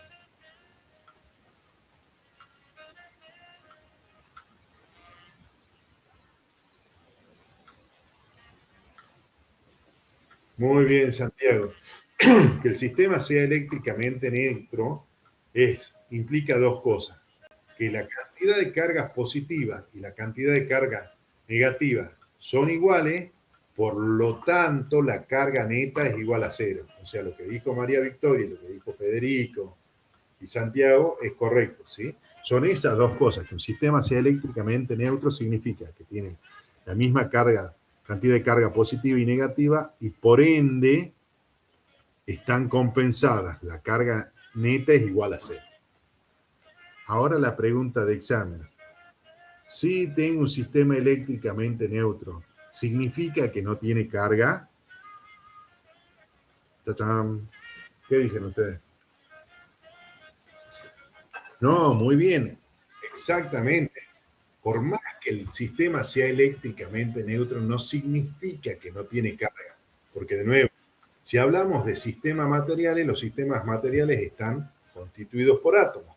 Los átomos tienen protones y electrones, carga positiva y carga negativa. Pero si el sistema en su conjunto es eléctricamente neutro, significa que la cantidad de carga positiva y la cantidad de carga negativa son exactamente iguales, ¿sí? Ojo con eso, porque parece una tontería, pero es fundamental para lo que sigue.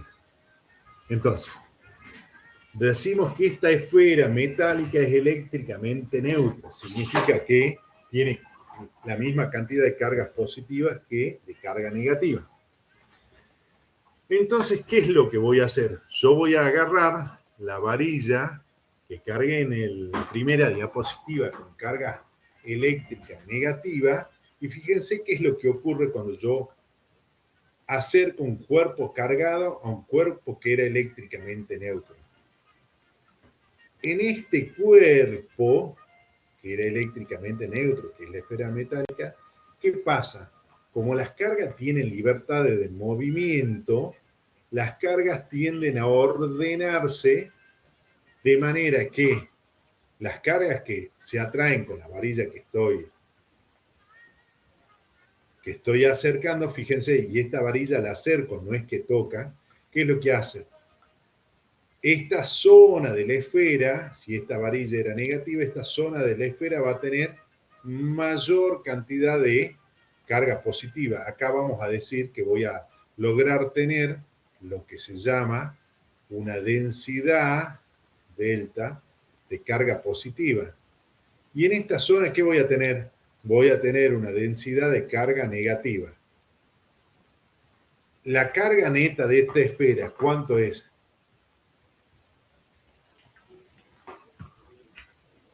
¿Cuánto es la carga neta de esa esfera? 0, muy bien. Ojo. Entonces, la idea es, yo acerco un elemento que está cargado a esta esfera metálica que tenía carga eléctrica nula y lo único que hago es que se acomoden en el interior, que se acomoden en el interior de la esfera, ¿qué cosa? Las cargas. Pero eléctricamente esta esfera sigue siendo neutra. ¿Qué es lo que yo hice? Yo induje, por eso se llaman cargas eléctricas inducidas, induje zonas de cargas positivas y zonas de carga negativa. ¿Cuál es el paso siguiente? El paso siguiente es permitir que las cargas eléctricas se vayan de esta esfera metálica. ¿Y hacia dónde circulan siempre los electrones? Los electrones circulan naturalmente hacia la Tierra. Es como que la Tierra fuera un gran receptor de electrones. Para nosotros la Tierra sí es un receptor de electrones. ¿Qué signo tiene la Tierra? Si los electrones pueden venirse libremente acá.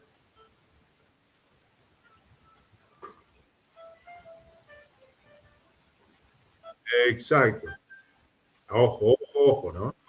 La Tierra tiene signo positivo para Omar, ¿sí? Fíjate, fíjate. Yo estoy diciendo que la carga eléctrica, los electrones pasan a la Tierra. ¿Y de qué manera podrían pasar a la Tierra? Solo si la Tierra tiene ¿qué? Signos positivos. Si la Tierra fuera negativa, ¿qué haría? Estos electrones no van a querer venir a este lugar donde es negativo. Solo se acercan a este lugar porque esta Tierra es siempre más positiva que los electrones. ¿Está claro? Esto tiene que quedar, ese concepto tiene que quedar bien afianzado en este momento. ¿Está? Bien. Entonces, ¿qué decimos? Le damos un camino, le damos un circuito, ya vamos a ver, le vamos a dar un camino de conducción y vamos a hacer que los electrones de esta esfera metálica circulen y vengan a Tierra. Entonces, ¿qué es lo que hice en realidad?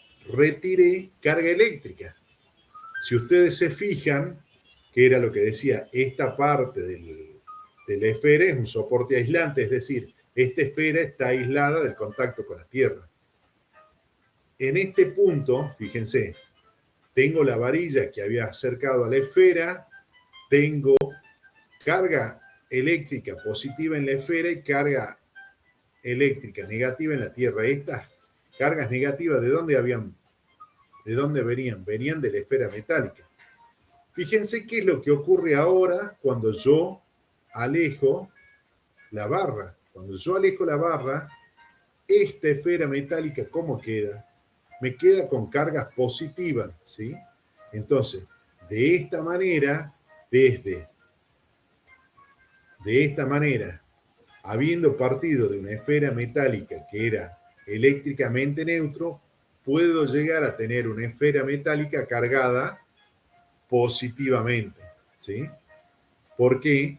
Porque hice que parte de la carga eléctrica de esa esfera circule a Tierra. ¿Y cómo hice eso?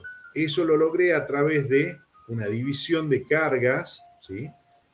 Haciendo que se induzcan zonas con cargas positivas, zonas con carga negativa, y dándole después un camino de conducción a las cargas negativas para que se vayan a Tierra.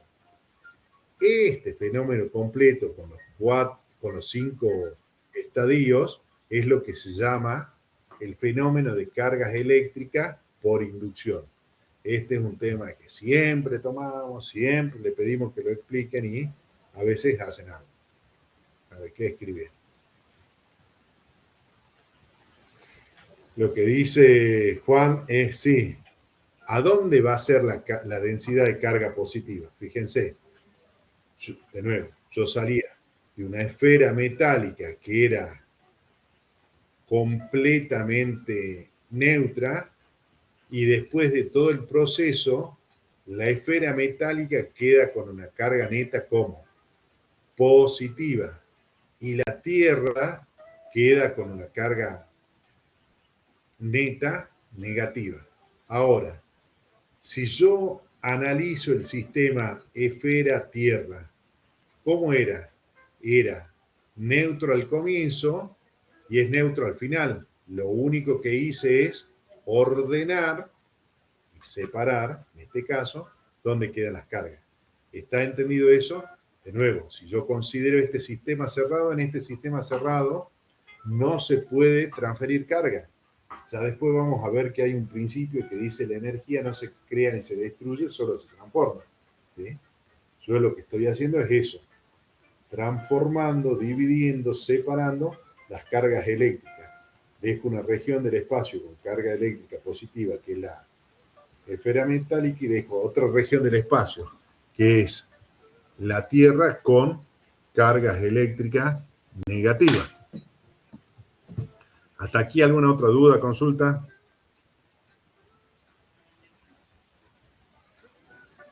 No. A ver, Luciana. Vamos de nuevo con esto.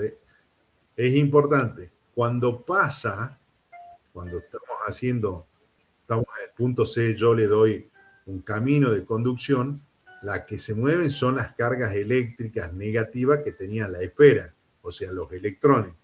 Y esos electrones, ¿a dónde van a parar? Van a parar a la Tierra, ¿sí? Y los electrones siguen siendo negativos, pero ahora están en otro cuerpo material que llamamos la Tierra. Y las cargas eléctricas positivas se quedó en el cuerpo material que es la esfera metálica, ¿sí? Lo único que yo logré hacer es a este sistema que era neutro, que tenía la misma cantidad de cargas positivas que de negativas, le di un camino de conducción y pude separar las cargas positivas de las cargas negativas. Esa sería la idea de cargas inducidas. ¿Está? ¿Quedó claro?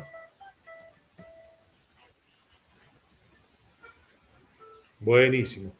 Ojo, parece un poco complejo, pero lo tienen que poder entender bien al fenómeno, porque esto es lo que después nos permite entender y avanzar con seguridad en algunas de las cosas que vienen, porque después yo les voy a decir, che, acá hay una zona de densidad carga positiva, ¿y cómo puede ser, profe, si eran eléctricamente neutros? Porque ¿qué es lo que estamos suponiendo? Lo que está pasando, si yo acercaba un conductor, estamos implícitamente pensando de nuevo en esto de la idea de cargas eléctricas inducidas. Entonces, ¿a dónde puedo observar este fenómeno de las cargas eléctricas inducidas? ¿Sí? Entonces, ese fenómeno lo puedo ver de que un cuerpo que está cargado eléctricamente atraiga o cause alteraciones, y tomen esto, alteraciones, aparece una fuerza relacionada a la electricidad, ¿sí? Entonces, yo tengo un sistema que estaba eléctricamente neutro, y en esto, ¿quiénes son los eléctricamente neutros? Son los papelitos. Y le acerco un sistema que está cargado eléctricamente. ¿Quién es el que está cargado eléctricamente? Es el peine, ¿sí? Entonces yo agarro el peine de plástico, me lo paso por la cabeza, voy de nuevo a la primera diapositiva, plástico con piel. Ah, listo, el plástico se cargaba negativamente, o sea, yo le transferí desde mi cabeza al peine electrones. Ustedes podrán decir piojo, pero eso ya es una cuestión de limpieza. No la analizamos en el curso de física, ¿sí? No, mentira. Lo que estamos haciendo es transfiriendo electrones, ¿sí? Entonces, este cuerpo es un cuerpo que está cargado eléctricamente. El peine tiene carga eléctrica negativa.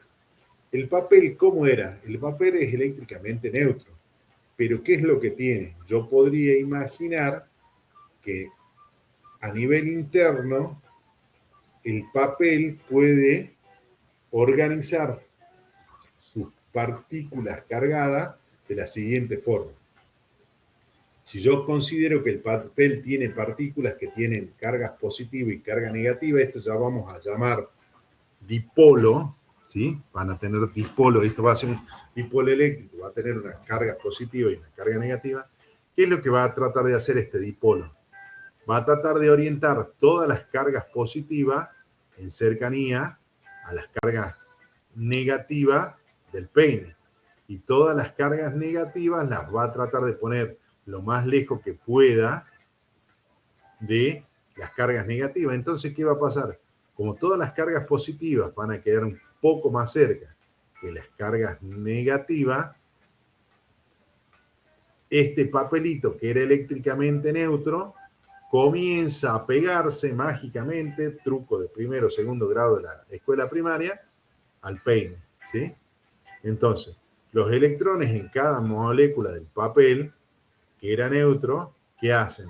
Se orientan, se acomodan, se alinean, de manera que en el papel haya una zona, de nuevo, de densidad de carga positiva, más cerca del peine, y una zona de densidad de carga negativa, más alejada del peine.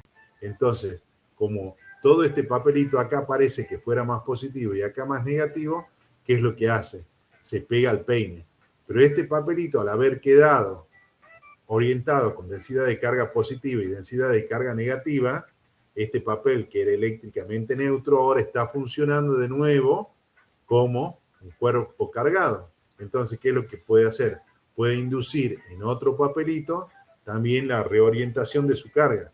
Y ese papelito, entonces, ¿qué es lo que pasa? Con este material que era eléctricamente neutro, que tenía carga, que era el peine, puedo inducir cargas en materiales que son eléctricamente neutros. Y esos materiales eléctricamente neutros pueden volver a inducir carga en otros materiales eléctricamente neutros, y así voy haciendo que los papelitos, que eran todos neutros, se peguen ¿a qué? Al peine.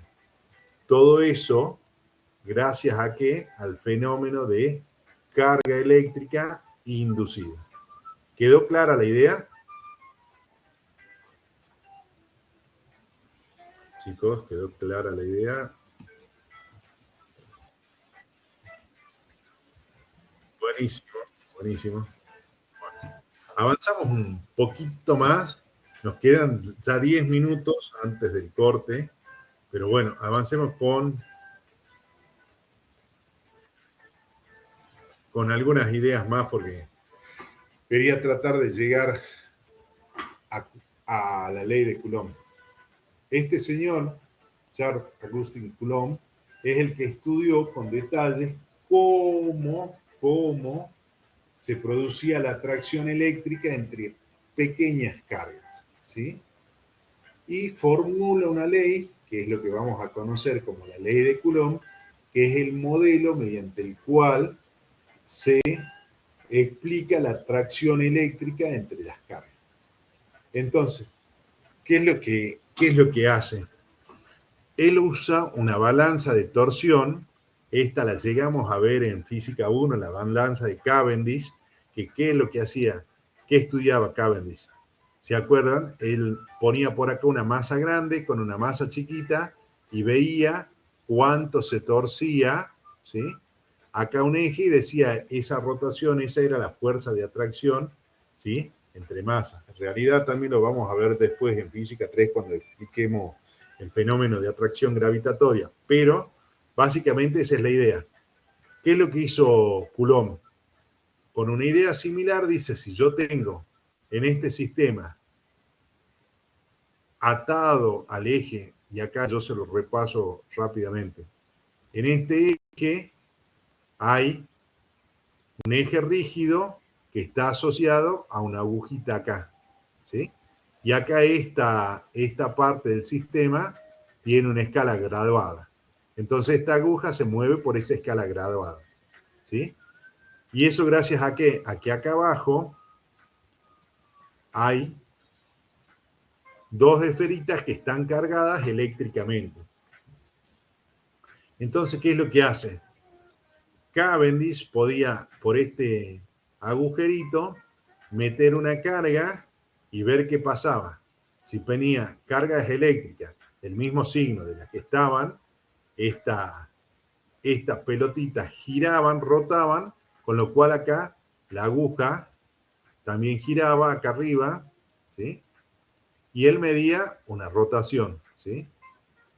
Ahora, si ponía cargas eléctricas, una carga de un signo opuesto a la que tenía esta crucecita, ¿qué es lo que hacía? La carga giraba y trataba de acercarse, ¿sí?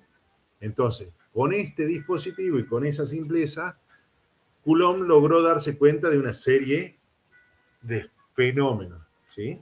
Y en base a ese fenómeno plantea el modelo matemático que explica el comportamiento de cargas eléctricas por ahora puntuales, ¿sí? ¿Qué significa cargas eléctricas puntuales? Que suponemos que toda la carga eléctrica está concentrada en una región muy chiquita del espacio respecto a todas las otras proporciones. Entonces, la fuerza eléctrica que aparece entre las cargas es inversamente proporcional a la distancia que las separa. Es decir, si están más lejos, la distancia crece, la fuerza se hace más chiquita. Y en cambio, si están más cerca, la fuerza se hace más grande.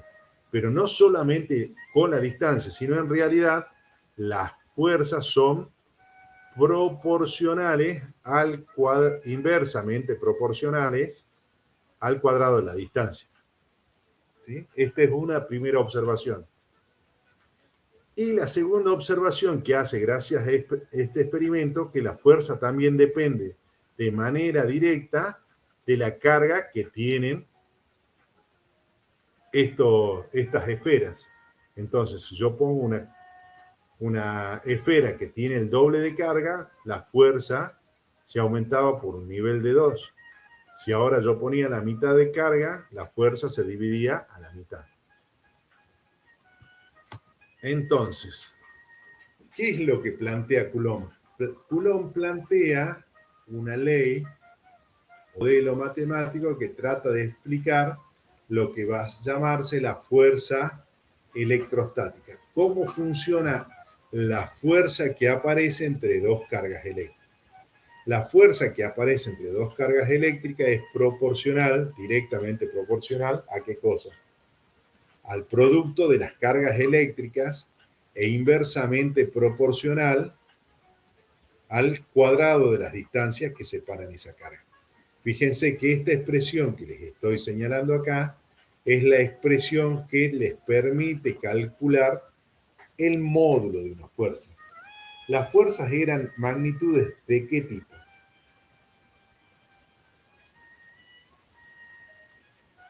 Según lo que estudiamos en Física 1, las fuerzas son magnitudes ¿de qué tipo?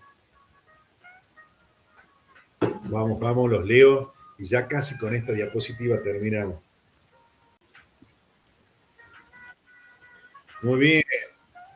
Las fuerzas son magnitudes vectoriales, con lo cual esta expresión, ¿qué es lo que me va a estar dando entonces de esa fuerza? Si estoy diciendo que esa fuerza es una magnitud vectorial y esto me está dando la magnitud de la fuerza, ¿qué me está dando? Lo que me está dando es el tamaño de esta flecha, ¿sí? Entonces, este es el módulo, la intensidad de la fuerza. ¿Qué es lo que me falta todavía definir para poder indicar de manera vectorial esta fuerza? Es decir, para que esta fuerza en realidad tenga acá arriba esto que poníamos así, con una flechita. Me está faltando la dirección en la que actúa esa fuerza. Y si ustedes recuerdan, esa fuerza actúa en la dirección del versor R. ¿Cómo se define la fuerza eléctrica que aparece entre dos cargas puntuales? La fuerza eléctrica tiene una magnitud proporcional al producto, o directamente proporcional al producto de las cargas e inversamente proporcional a la distancia que la separa. Y para establecer el sentido, tengo que hacer lo siguiente. Me fijo, las cargas que están interactuando, ¿qué signos tienen? Si las dos cargas que interactúan son del mismo signo, la fuerza que aparece sobre las cargas es una fuerza de repulsión. Ahora, si sobre las cargas que están actuando son de signo contrario, la fuerza que aparece va a ser una fuerza de atracción. ¿Y cómo establezco la dirección en la cual actúa esa fuerza? La dirección en la cual actúa esa fuerza va a estar dada por la línea imaginaria que une los centros de donde están colocadas las cargas, ¿sí? Entonces acá tengo una carga, acá tengo la otra. La línea recta que une esas cargas va a ser la línea de acción de la fuerza, ¿sí? Y el sentido va a estar dado por las cargas que están en interacción. Si las cargas son positivas, las fuerzas que aparecen sobre cada una de las cargas son de repulsión, y si las cargas son de signos contrarios, aparece una fuerza de atracción. Y fíjense qué curioso, sobre esta fuerza que está sobre esta carga 2, ¿o qué es lo que ve esta carga 2? Esta carga 2 ve la fuerza eléctrica que le está haciendo la carga 1 a esta carga 2. Ahora, esta carga 1, ¿qué ve? La fuerza que hace la carga 2 a esta carga 1. Y si yo me fijo, la fuerza que hace la carga 1 a la carga 2, o sea, la F1 sobre 2, es igual y opuesta a la fuerza que hace 2 sobre la carga 1. Es decir, estas fuerzas son pares de acción y reacción. Son fuerzas iguales y contrarias que están actuando sobre cuerpos distintos. ¿Sí? Entonces, las cargas las medimos en Coulomb, las distancias las medimos en metros al cuadrado, por lo tanto, esta constante tendría que tener, si esta es una fuerza, algún valor que tenga Newton multiplicado por metro al cuadrado, cosa que lo pueda simplificar con esto, dividido Coulomb al cuadrado para que lo pueda simplificar con esto. De hecho, esa constante K tiene un valor que es 8,98 por 10 a la 9 Newton metro cuadrado sobre Coulomb al cuadrado. En el sistema internacional, este es el valor de K. Ese es el valor que les pedimos que se aprendan, ¿sí? Más o menos 8,9 por 10 a la 9 Newton sobre Coulomb, ¿sí? Este valor de acá. Ese es el valor de la constante de la fuerza eléctrica que aparece entre dos cargas puntuales. Este valor de K tiene un equivalente en el sistema internacional y se escribe sobre 1 sobre 4pi epsilon 0, donde epsilon 0 es una constante que caracteriza los materiales, ¿sí? Entre esta carga eléctrica y esta carga eléctrica, o entre esta carga eléctrica y esta carga eléctrica, ¿qué es lo que hay acá en el medio? ¿Qué es lo que hay? Ya nos vamos. 2 minutos más y nos vamos. ¿Qué es lo que hay entre esas cargas eléctricas?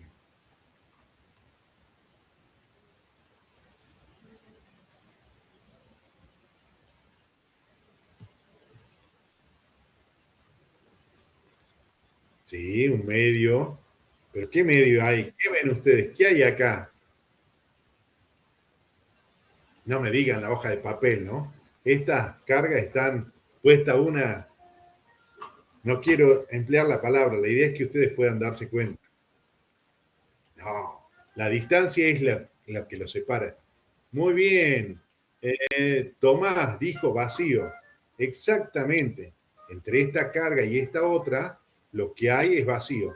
Entonces, esta es la fuerza electrostática que hay entre dos cargas que están en qué medio? En el vacío. Entonces, cuando yo defino la constante K, puedo definirla, como les conté, Esperen. Acá quiere que parece que nos vamos.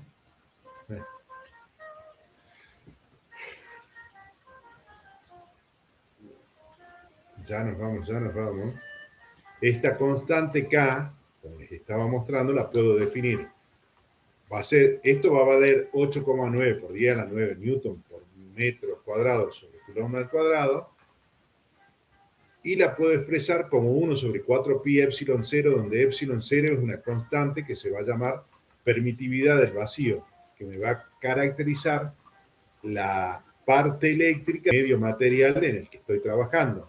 Este medio material en particular se llama vacío y el epsilon 0 del vacío tiene un valor que ya lo vamos a ver. Entonces, ¿qué es lo que puedo hacer? Yo podría definir cuál es la carga eléctrica que aparece entre dos partículas y compararla con la carga, con la fuerza de atracción gravitatoria. Esto tiene sentido si nosotros veríamos, ¿cómo se llama?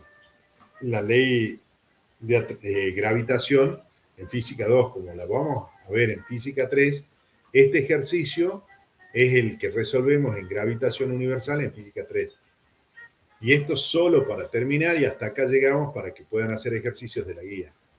Supónganse, yo tengo 3 cargas positivas. Entonces, ¿qué va a pasar? La carga 1 sobre esta carga va a ejercer esta fuerza. La carga 2 sobre esta carga va a ejercer esta fuerza. ¿Cómo resuelvo este sistema de fuerza? Ustedes saben que ese sistema de fuerza lo tengo que resolver de manera vectorial. Puedo hacerlo a través del sistema del paralelogramo, sumando componentes. En definitiva, ¿qué es lo que voy a decir? Que la fuerza total o la fuerza neta, la fuerza de Coulomb que aparece sobre esta carga por la acción de estas dos cargas es la fuerza que hace la carga 1 sobre la carga Q más la fuerza que hace la carga 2 sobre la carga Q. Es decir, por más que sean fuerzas eléctricas, puedo seguir aplicando lo que yo conocía como el principio de superposición, que ahora van a ser el principio de superposición de ¿qué? De fuerzas eléctricas. Porque en definitiva, por más que haya un modelo que me explique cómo funcionan las cargas eléctricas, estas siguen siendo, esta interacción sigue siendo fuerza. Y las fuerzas las trato igual que como las trataba en física 1. Bueno, hasta aquí alguna duda, consulta, ¿sí? Porque no llegamos más que hasta acá, nos falta ver el campo eléctrico.